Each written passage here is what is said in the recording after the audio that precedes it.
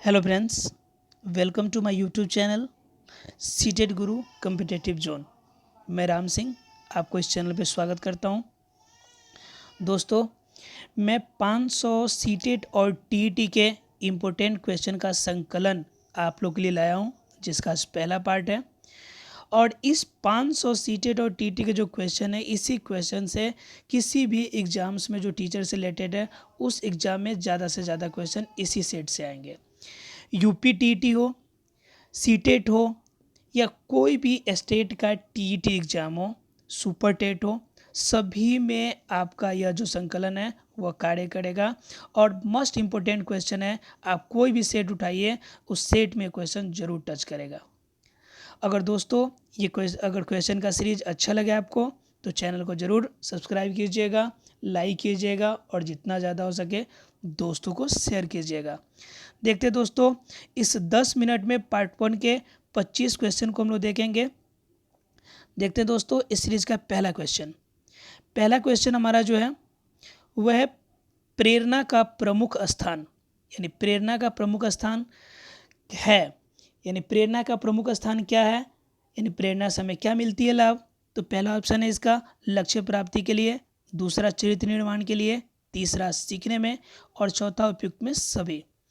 और आपका जो सही जवाब होगा वो होगा आपका उपयुक्त में सभी, क्योंकि प्रेरणा आपको लक्ष्य प्राप्ति में भी, चरित्र के निर्माण में भी और सीखने में भी आपकी मदद करती है। देखते हैं दोस्तों, इस सीरीज का अगला क्वेश्चन कह रहा है इसमें अति क्रियाशील विद्यार्थी के लिए आवश्यक है। यानी कि अति क्रियाशील विद्यार्थी के लिए क्या किया जाना चाहिए। तो पहला नंबर ऑप्शन है उनके लिए विशेष अध्यापक हो, कक्षा में उन पर अधिक ध्यान दिया जाए, उनके लिए अलग कक्षा हो, और चौथा ऑप्शन है उनके लिए विशेष पाठ्यक्रम हो। देखिए दोस्तों, उनमें विशेष पाठ्यक्रम उनके लिए बन नहीं सकता है, एक अलग क्लास उनको डिप्यूट नहीं किया जा सकता है, साथ ही उनके लिए स्पेशल एक टीचर भी नहीं दिया जा सकता। इसलिए तीनों ऑप्शन जो है बिल्कुल क्लियर हट जाते हैं। इसलिए आपका चौथा ऑप्शन है, एक ही बचता है आपके लिए, यानी कि ऑप्शन नंबर बी, कक्षा में उन पर अधिक से अधिक ध्यान दिया जाना चाहिए, यानी उसकी क्रियाकलापों पे हमें ध्यान रखना है। देखते हैं दोस्तों, इस सीरीज का अगला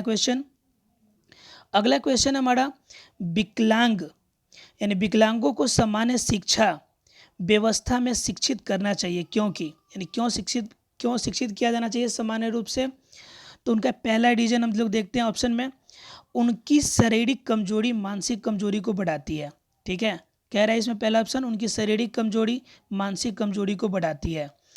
दूसरा ऑप्शन वे सहानुभूति के पात्र हैं।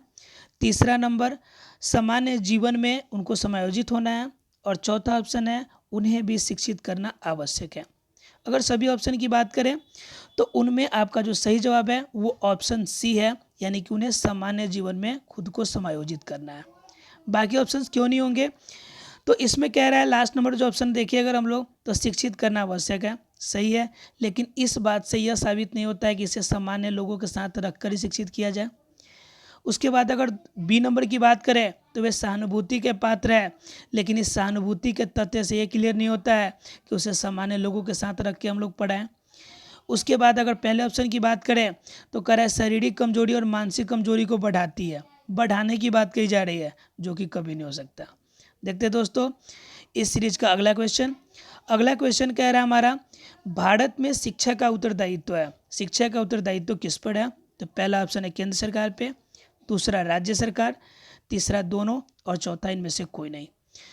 देखिए दोस्तों, इसमें शिक्षा के लिए भारत में जो शिक्षा की व्यवस्था है उनका उत्तरदायित्व दोनों पे है। जैसे एनसीएफ 2005 जो है वह जनरली केंद्र सरकार बनाई है, जबकि अगर हम बात करें बीसीएफ की तो बीसीएफ 2008 जो कि राज्य सरकार बनाई है। इन सभी चीज़ों से क्लियर हो जाता है कि राज्य सरकार भी इसके क्षेत्र में कार्य कर सकता है और केंद्र सरकार, दोनों कार्य कर सकते हैं।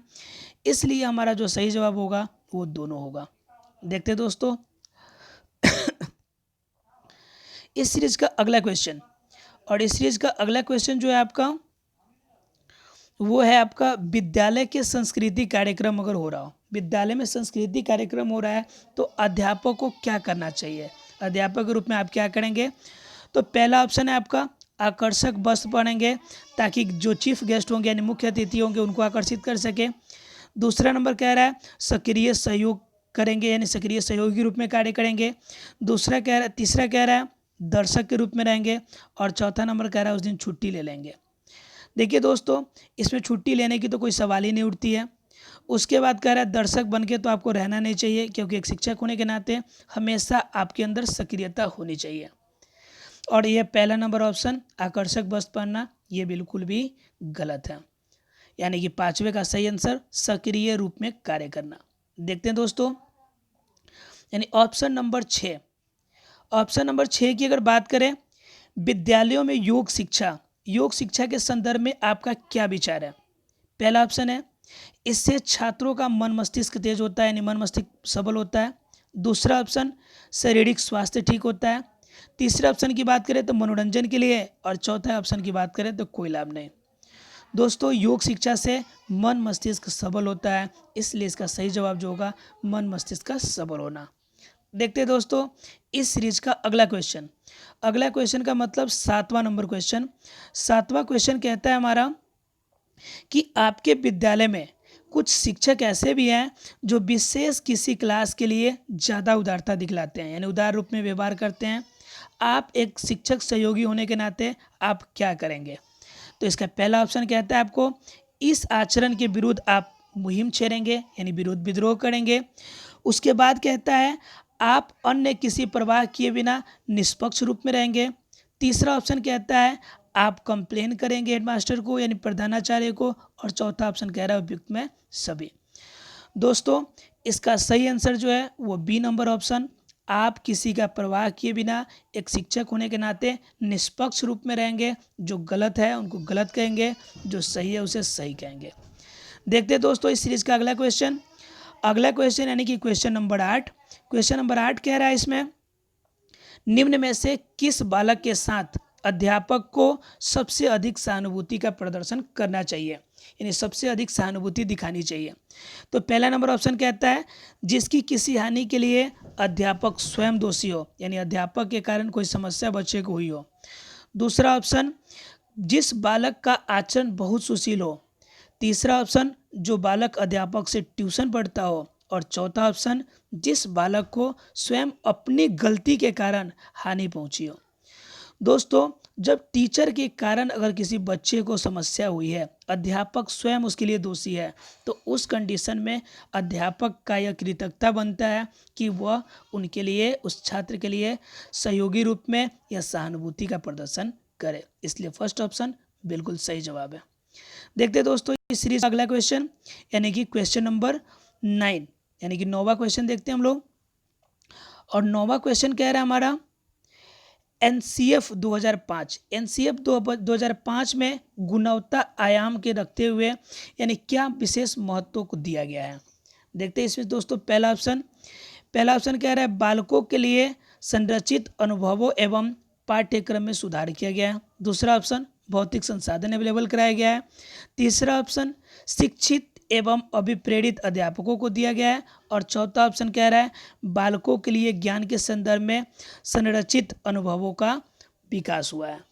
जो कि अगर ऑप्शन की बात करें कि कौन सही है इसमें, तो इसका पहला ऑप्शन जो होगा बिल्कुल सही है। बालकों के लिए संरचित अनुभव एवं पाठ्यक्रम में सुधार हुआ है। एनसीएफ यानी कि कैरिकुलम में सुधार किया गया है, इसलिए कह सकते हैं कि इसमें नई कैरिकुलम आया हुआ है, यानी कि पाठ्यक्रम में सुधार हुआ है।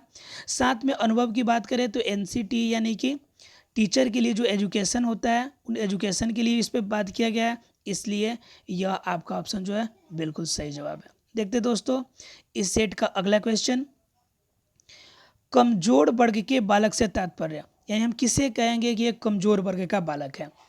पहला नंबर ऑप्शन कह रहा है ऐसे अभिभावक के बालक को जो सरकार द्वारा निर्धारित न्यूनतम सीमा की वार्षिक आय सीमा से नीचे के वर्ग में आता है, यानी कि हम कह सकते हैं कि बीपीएल में आता है, बिलो पॉवर्टी लाइन। ठीक है, जो गरीबी रेखा से नीचे आता है। दूसरा ऑप्शन की बात करें, ऐसे अभिभावक के बालक से जिनकी वार्षिक आय कम हो, यानी कि जिनकी एनुअल इनकम कम हो। उसके बाद अगर तीसरे ऑप्शन की बात करें, ऐसे अभिभावक के बालक जो गरीबी रेखा के नीचे की सीमा में आते हो। सेम चीज़ बीपीएल की बात ये भी कर रहा है। अगर चौथे ऑप्शन की बात करें इसमें, तो कह रहा है ऐसे अभिभावक के बालक से जो वंचित वर्ग में आते हैं, ठीक है, यानी जो वंचित वर्ग में आते हैं उनके बच्चों के द्वारा। अब इनमें देखा जाए दोस्तों कि इनमें कौन सा सही जवाब है।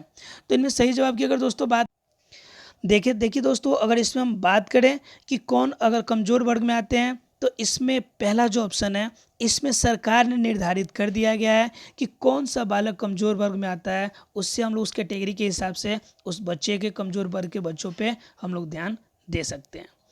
देखते हैं दोस्तों इस सेट का अगला क्वेश्चन। अगला क्वेश्चन कह रहा है, यानी क्वेश्चन नंबर 11 यानी 11 नंबर, एनसीएफ 2005 में निम्न में से किस परीक्षा संबंधी सुधार को सुझाया गया है, यानी कि कौन से एग्जाम में यानी कि चेंजेज आया है। तो इसका पहला ऑप्शन क्या रहा है, प्रतियोगी प्रवेश परीक्षाओं को ऐच्छिक करना। दूसरा ऑप्शन, कक्षा 10 की परीक्षा ऐच्छिक रूप से। तीसरा ऑप्शन, विद्यालय शिक्षा के विभिन्न अवस्थाओं पर राज्य स्तर की परीक्षा संचालन। और चौथा नंबर, इनमें सभी। अगर इस ऑप्शन में बात करें तो इसमें कोई सा भी गलत ऑप्शन नहीं है, यानी प्रतियोगी प्रवेश परीक्षा में ऐच्छिक रूप से, यानी जिसे मर्जी हो वो प्रतियोगी परीक्षा में शामिल हो, नई इच्छा हो नहीं शामिल हो। दूसरा जो ऑप्शन कह रहा है कक्षा 10 में ऐच्छिक विषय का चयन, वो भी सही है। तीसरे ऑप्शन की बात करें, विद्यालय शिक्षा के विभिन्न अवस्थाओं पे राज्य स्तर की परीक्षा संचालन की व्यवस्था, ये भी सही है। इसलिए इसका सही जो आंसर होगा उपयुक्त में सभी।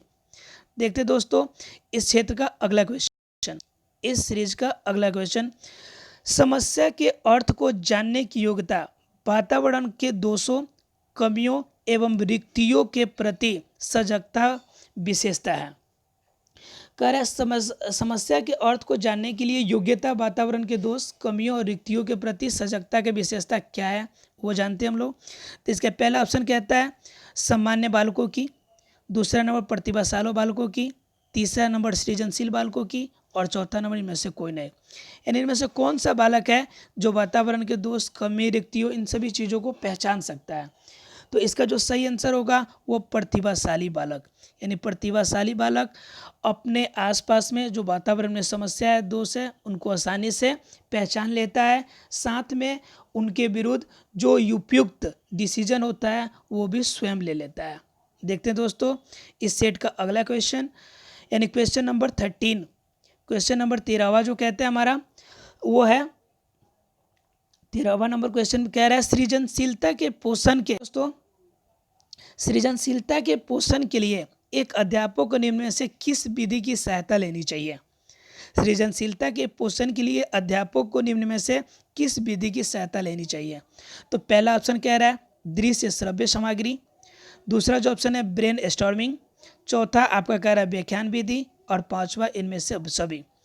जो स्टूडेंट सृजनशील है, यानी कि सृजनशीलता यानी बच्चे में सृजन यानी नए गुण को लाने के लिए अध्यापक को ब्रेन स्टॉर्मिंग यानी ऐसे कोई कार्य देना चाहिए जो ब्रेन स्टॉर्मिंग हो, यानी कि दिमाग पे जोर देने वाला कार्य हो। ब्रेन स्टॉर्मिंग जो होगा वैसे कार्य को अगर दिया जाए तो अध्यापक यानी उस सृजनशील बच्चों के लिए काफ़ी लाभदायक होगा, यानी बच्चों में सृजनता का विकास होगा।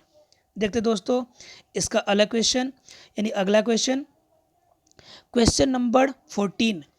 आपके बालक ने चोरी की है, भविष्य में यह ऐसा कार्य की पुनरावृत्ति नहीं करे, इसके लिए आपको क्या करना चाहिए। तो पहला जो ऑप्शन है आपका, आप उसे नियंत्रण में रखेंगे तथा उसके क्रियाकलापों के प्रति चौकन्ने रहेंगे। पहला नंबर यानी कि नियंत्रण भी रखेंगे और साथ में उनके अगले कार्यों के लिए चौकन्ने रहेंगे। दूसरे ऑप्शन की बात करें, आप उसे डांटेंगे, फटकारेंगे, धमकी देंगे। तीसरा ऑप्शन, आप उसे चोरी करने से होने वाले चारित्रिक पतन के बारे में बताएंगे। और जो चौथा ऑप्शन है, आप उसे पुलिस के भय दिखाएंगे तथा चोरी के दुर्गति के हवाला देंगे। दोस्तों देखिए इसका जो सही जवाब होगा वह सही जवाब है इसका पहला नंबर, यानी कि पहला नंबर आपको नियंत्रण भी रखना है दूसरा नंबर, अगले उनके ऐसे क्रियाकलापों पे आपको चौकन्ना भी रहना है। बाकी अगर डांटेंगे, फटकारेंगे, धमकी देते हैं तो बच्चा हो सकता है कि बिगड़ जाए। अगर तीसरे ऑप्शन की बात करें तो चोरी करना, उसे चारित्रिक पतन के बारे में बताएंगे। अगर सिर्फ समझाने से ही हो जाता तो फिर आगे चोर को भी चोरी नहीं करता, इसलिए आगे के क्रियाकलापों पे भी आपको ध्यान रखना जरूरी है। उसके बाद अगर पुलिस की वजह दिखाएंगे या उनके दुर्गति के बारे में बताएंगे तो हो सकता है बच्चा का मन मस्तिष्क उससे मनोभाविक रूप से उस पर प्रभाव पड़े, इसलिए इसका सही जो जवाब होगा फर्स्ट नंबर, आपको उन्हें नियंत्रित करना है, साथ में उनके अगले क्रियाकलापों के लिए भी चौकन्ना रहना है। देखते दोस्तों इस सीरीज का अगला क्वेश्चन। अगला क्वेश्चन कह रहा है विशेष रूप से जरूरतमंद बच्चों की शिक्षा का प्रबंध होना चाहिए। यानी विशेष रूप से जरूरतमंद का मतलब जो असहाय है, जो अक्षम रूप से है, यानी अपने कार्य को करने में सक्षम नहीं है। तो इसके लिए ऑप्शन है पहला नंबर, विशेष विद्यालय की विशेष शिक्षकों द्वारा शिक्षा दी जाए। दूसरा नंबर, दूसरे सामान्य बच्चों के साथ। तीसरा, विशेष विद्यालय में विशेष बच्चों के लिए विकसित विधियों द्वारा। और चौथा ऑप्शन, विशेष विद्यालयों में। दोस्तों अगर इसके ऑप्शन की बात करें तो इसका जो बी नंबर ऑप्शन है बिल्कुल सही है, दूसरे सामान्य बच्चों के साथ। यानी पिछले क्वेश्चन में हमने बताया था कि एनसीएफ 2005 जो है वो हमें समावेशी शिक्षा का हवाला देता है, यानी हमें बताता है कि समावेशी शिक्षा होनी चाहिए, यानी सभी को शिक्षा, एक साथ शिक्षा, एक समान शिक्षा। इसलिए इसका सही आंसर जो होगा दूसरे सामान्य बच्चों के साथ।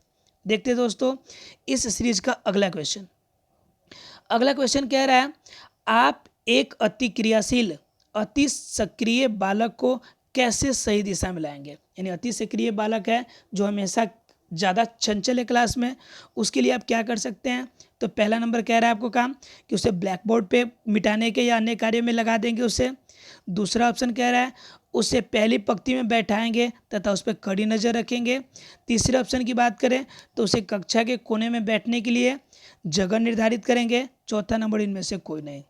अगर इसके सही आंसर की बात करें तो पहला नंबर ऑप्शन होगा, उसे श्यामपट्ट या फिर किसी न किसी कार्य में उसे लगा के रखेंगे ताकि उनकी चंचलता को कम किया जा सके, उसके दिमाग को कभी भी खाली छोड़ने नहीं दिया जाना चाहिए। इसलिए इसका जो सही आंसर होगा फर्स्ट नंबर, उसे श्यामपट्ट आदि साफ करने या किसी अन्य कार्यों में उसे सक्रिय रखें, यानी लगा के रखें। देखते दोस्तों इस सेट का अगला क्वेश्चन, यानी क्वेश्चन नंबर 17 कह रहा है शिक्षा का प्रमुख कार्य होना चाहिए। शिक्षा का प्रमुख कार्य क्या है, इनके बारे में जानना है। तो कह रहा है ऑप्शन कह रहा है पहला नंबर, बालक में कौशल परक चतुर्य का विकास हो, यानी कौशल परक साथ में चतुराई है उनमें। दूसरा ऑप्शन की बात करें बालकों को भावी जीवन के लिए तैयार करना, यानी कि फ्यूचर के लिए तैयार करना। तीसरा ऑप्शन बालक में अंतर्निहित क्षमताओं का विकास करना। चौथा नंबर बालक के समायोजन क्षमताओं में वृद्धि करना। अगर दोस्तों ऑप्शन की बात करें सही तो इसका सही आंसर होगा हमारा ऑप्शन सी, यानी बालक में जो अंतर्निहित क्षमता है सिर्फ इन्हीं क्षमताओं को हमें विकास करना है। और बाल केंद्रित शिक्षा का मतलब यही होता है बच्चे की स्वेच्छा से मन में जो इच्छा और जो क्षमता है उनके आधार में शिक्षा ग्रहण करना। इसलिए इसका सही जवाब जो होगा बालक में अंतर्निहित क्षमताओं का विकास करना। देखते दोस्तों इस सेट का अगला क्वेश्चन, यानी क्वेश्चन नंबर 18। क्वेश्चन नंबर 18 जो हमारा कहता है कि शिक्षा को समवर्ती सूची में स्थान प्रदान करने के लिए किस वर्ष संविधान संशोधन किया गया था। इसका पहला ऑप्शन है 1981, दूसरा 1976, तीसरा 1978 और चौथा जो है 1983। इसका जो सही जवाब है वो है दोस्तों 1976। 1976 में 42वां संविधान संशोधन हुआ था। 42वां संविधान संशोधन हुआ था जिसमें आपको याद होगा धर्मनिरपेक्षता वर्ड को जोड़ा गया था, समाजवाद को जोड़ा गया था, अखंडता को जोड़ा गया था। इसी समय समवर्ती सूची में जो आपका शिक्षा है, यानी शिक्षा को समवर्ती सूची में रखा गया है। समवर्ती सूची का मतलब होता है जिसमें केंद्र सरकार और राज्य सरकार दोनों का उस पर अधिकार हो, उस सूची को हम लोग कहते हैं समवर्ती सूची। और इसका समवर्ती सूची में 1976 के 42वें संविधान संशोधन के द्वारा जोड़ा गया था। देखते दोस्तों इस सीरीज का अगला क्वेश्चन, यानी क्वेश्चन नंबर 19, यानी 19वां क्वेश्चन कह रहा है राष्ट्रीय अध्यापक शिक्षा परिषद, यानी कि टीचर ट्रेनिंग के लिए जो आपका स्थापना किया गया था, परिषद बनाया गया था, वो कब बनाया गया था? तो पहला ऑप्शन कहता है 1998 में, दूसरा 93 में, और चौथा 1995 में, और चौथा जो है आपका कहता है 2000 में। वास्तव में एनसीटीई का यानी कि जो नेशनल रूप में टीचर के ट्रेनिंग के लिए या टीचर के विकास के लिए जो स्थापना किया गया परिषद, वो 1993 में किया गया। देखते दोस्तों इस सीरीज का अगला क्वेश्चन यानी क्वेश्चन नंबर 20वां क्वेश्चन कहता है हमारा नवोदय विद्यालय की स्थापना। नवोदय विद्यालय की स्थापना का उद्देश्य क्या था, यानी प्राथमिक उद्देश्य क्या था? तो पहला ऑप्शन कहता है ग्रामीण क्षेत्र के जो मेधावी बालक है उनके लिए स्तरीय शिक्षा की व्यवस्था करने के लिए। दूसरा ऑप्शन कहता है सभी बालकों को स्तरीय शिक्षा प्रदान करने के लिए। चौथा ऑप्शन आर्थिक रूप से सशक्त बालकों के लिए स्तरीय शिक्षा का प्रबंधन। चौथे की बात करें तो कह रहा है प्रतिभावान बालकों के लिए उत्तम शिक्षा का व्यवस्था। दोस्तों अगर देखें तो इसका सही जवाब जो होगा वो ए नंबर होगा। ग्रामीण क्षेत्र में जो बालक मेधावी थे, जिनको सही तरीके से क्रम नहीं मिल पा रहा था, उनके लिए उनके स्तर का, उनके लेवल की अच्छी शिक्षा के लिए नवोदय विद्यालय की स्थापना की गई थी। यानी ग्रामीण क्षेत्र में जो मेधावी छात्र थे उनके विकास के लिए। देखते दोस्तों इस सीरीज का अगला क्वेश्चन यानी क्वेश्चन नंबर 21 नंबर क्वेश्चन कहता है आजकल शैक्षिक तकनीकी की महत्व, यानी जो शैक्षिक तकनीकी यानी कि नई नई मेथड से कंप्यूटर एजुकेशन, यानी कि कंप्यूटर द्वारा जो बच्चों को पढ़ाया जाता है, जो शिक्षा दी जा रही है, उसका क्या मेन मकसद है, इससे क्या लाभ है? तो कह रहा है इससे छात्रों की अधिगम में वृद्धि होती है, इससे समय की बचत होती है। तीसरा ऑप्शन कह रहा है इसमें प्रभावी शिक्षण किया जा सकता है, और चौथा नंबर इस उपयुक्त में सभी। अब हम इसमें ऑप्शन की बात करें, सही ऑप्शन की, तो इसका सही आंसर होगा उपयुक्त में सभी, क्योंकि इससे अधिगम भी वृद्धि होती है, समय भी कम लगता है, और साथ में शिक्षण का जो मेथड है वो भी प्रभावी है। इसलिए इसका सही आंसर जो होगा ऑप्शन डी, यानी कि आजकल शैक्षिक तकनीक का मेन मकसद है आपका उपयुक्त में सभी, यानी कि अधिगम में वृद्धि हो, समय की बचत हो, साथ में शिक्षण प्रभावी हो।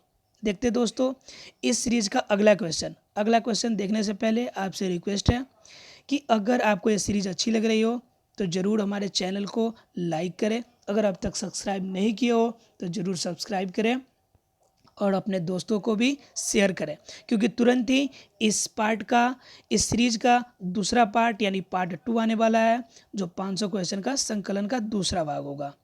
देखते दोस्तों क्वेश्चन नंबर 22 नंबर क्वेश्चन कह रहा है आप छात्रों में श्रम की महत्ता संबंधी भावनाओं का विकास, यानी कि श्रम की महत्ता यानी श्रम की क्या महत्व है, इस भावना का विकास के लिए आप क्या करेंगे? तो पहला नंबर क्वेश्चन ऑप्शन कह रहा है आपका आप श्रमिकों के जीवन के संबंधी फिल्म शो दिखाएंगे, यानी बच्चे को फिल्म दिखाएंगे। चौथा नंबर ऑप्शन, दूसरा ऑप्शन कह रहा है आप उन्हें श्रम की महत्ता के लिए व्याख्या देंगे। ठीक है। अगर तीसरे ऑप्शन की बात करें तो तीसरा ऑप्शन बात करता है हमारा कि सप्ताहांत, यानी कि सप्ताह के अंत में बच्चे को श्रम कराएंगे, यानी श्रम दान करवाएंगे। और चौथे ऑप्शन की अगर बात करें तो आप छात्रों को मजदूरों से मिलवाएंगे, यानी आप छात्रों को मजदूर से मिलवाएंगे कि कैसे वो कार्य करते हैं। अगर हम इसमें सही आंसर की बात करें तो इसका ऑप्शन सी इसका सही जवाब होगा, क्योंकि सप्ताह अंत में जब बच्चे को श्रम आप करवाएंगे तो इससे उनकी मनोभावना साथ ही कार्य करने की क्षमता दोनों का विकास होगा, जो कि इसका सही जवाब है। देखते दोस्तों इस सेट का अगला क्वेश्चन यानी कि 23 नंबर एक शिक्षक वह होगा जो, यानी एक शिक्षक में क्या गुण होना चाहिए? तो कह रहे कक्षा में अच्छा अनुशासन बनाए रखता हो। दूसरा ऑप्शन विद्यार्थी को सबसे अधिक प्रेरित करता हो। तीसरा ऑप्शन विद्यार्थियों को सभी आवश्यक सहायता प्रदान करता हो। चौथा नंबर अच्छे अंक पाने में सहायता करता हो। अगर हम सही ऑप्शन की बात करें तो सी नंबर इसका सही ऑप्शन होगा। कह रहा है विद्यार्थियों की जो भी आवश्यकता हो, यानी कि जो भी आवश्यक सहायता हो, उन आवश्यक सहायता को प्रदान करना ही एक शिक्षक का कार्य है, ताकि बच्चों के कार्य करने की जो हो वो क्षमता जो विकास हो, बच्चों में सृजन यानी कि बच्चों की सृजनशीलता बढ़े, बच्चों में कार्य करने की प्रेरणा बढ़े। देखते दोस्तों इस सेट का अगला क्वेश्चन यानी कि सेकेंड लास्ट, यानी कि 24वां नंबर क्वेश्चन। यह कहता है एक समाजीकरण अभिकरण की दृष्टि से विद्यालय एक किस एजेंट के रूप में कार्य करता है?